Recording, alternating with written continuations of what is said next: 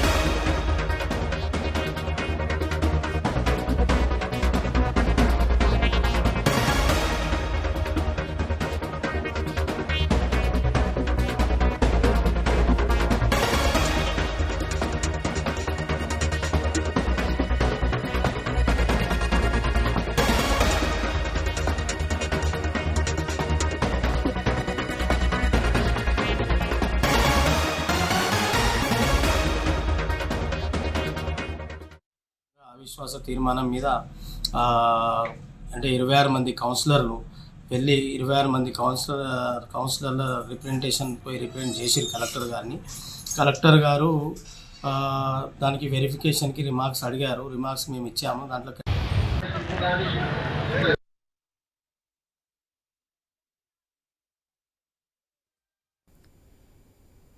Right ఇక నేడు Armoor municipal chairperson Vineeta Pandit పై కౌన్సిలర్లు అవిశ్వాస తీర్మానం పెట్టనున్నారు. ఈ తీర్మానానికి జిల్లా కలెక్టర్ రాజీవ్ గాంధీ హనుమంతు ఆమోదం తెలిపారు. ఇవాళ అవిశ్వాస తీర్మానానికి ఏర్పాట్లు చేయాలంటూ మున్సిపల్ కమిషనర్ ప్రసాద్ చౌహాన్ ను ఆయన ఆదేశించారు. అవిశ్వాస తీర్మానం వెనుక మాజీ ఎమ్మెల్యే జీవన్ రెడ్డి పాత్ర ఉందని గుసగుసలు వినిపిస్తున్నాయి. దీనికి సంబంధించి మరిన్ని అప్డేట్స్ నిజామాబాద్ నుంచి మా ప్రతినిధి శ్రీకాంత్ అందిస్తారు. శ్రీకాంత్, దీనికి సంబంధించిన డీటెయిల్స్ ఏంటి? మరోపక్క పండిట్ వినీతపై అవిశ్వాస తీర్మానం ఉన్నట్లు తెలుస్తుంది. కార్పొరేటర్లు 2 వర్గాలుగా చీలిపోయినట్లుంది. దీని అంతటి వెనుక మాజీ ఎమ్మెల్యే జీవన్ రెడ్డి ఉన్నారంటూ చెప్తున్నారు. దీనిపైన నిజమేంత? దీనికి సంబంధించిన డీటెయిల్స్ ఏంటి?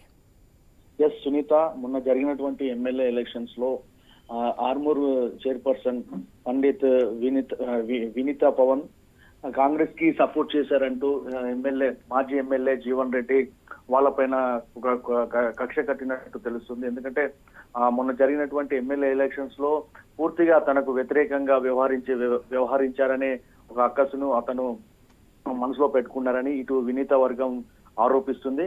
ఈ నేపథ్యంలో బీఆర్ఎస్ కి సంబంధించినటువంటి మెజార్టీ సభ్యులు 24 మంది కౌన్సిలర్లు బీఆర్ఎస్ పార్టీకి ఉండడంతో తను పండిత్ వినీత పైన అవిశ్వాస తీర్మానానికి కౌన్సిలర్లను ఉసగొల్పారనే ఒక ప్రచారం అయితే జరుగుతుంది. ఇటీవల నిజామాబాద్ జిల్లా కలెక్టర్ రాజీవ్ గాంధీ హనుమంతును కలిసి ఈ 24 మంది కౌన్సిలర్లు ఫిర్యాదు కూడా చేసినటువంటి సందర్భంలో ఇవాళ అవిశ్వాస తీర్మానం పెట్టాలంటూ కలెక్టర్ ఆర్మూర్ మున్సిపల్ కమిషనర్ కు ఆదేశించడం జరిగింది. శ్రీకాంత్, ప్రధానంగా ఈ అవిశ్వాస తీర్మానం వెనుక కారణం ఏంటంటారు?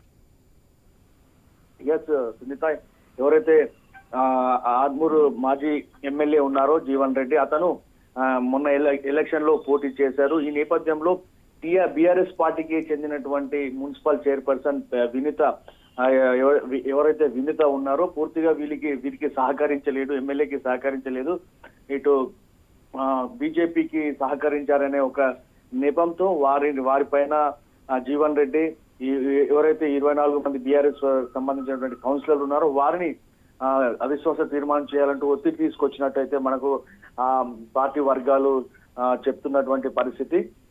ఆయనకు ఏమాత్రం సహకరించలేదు అనే ఒకే ఒక ఉద్దేశంతో వాళ్ళపైన ఈ అవిశ్వాస తీర్మానాన్ని చేపట్టబోతున్నారు. శ్రీకాంత్, ఇప్పుడు ఇదే అంశం పైన పండిట్ వినీత స్పందించారా? ఆమె ఏమంటుంది దీనిపైన?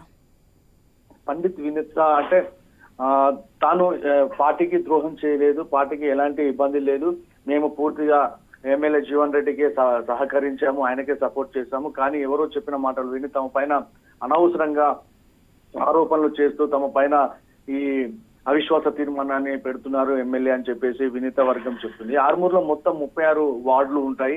ఆ 36 వార్డులలో 24 మంది కౌన్సిలర్లు బీఆర్ఎస్ పార్టీకే ఉండటంతో వినీత పైన ఈ అవిశ్వాస తీర్మానానికి మాజీ ఎమ్మెల్యే జీవన్ రెడ్డి పురమాయించారు.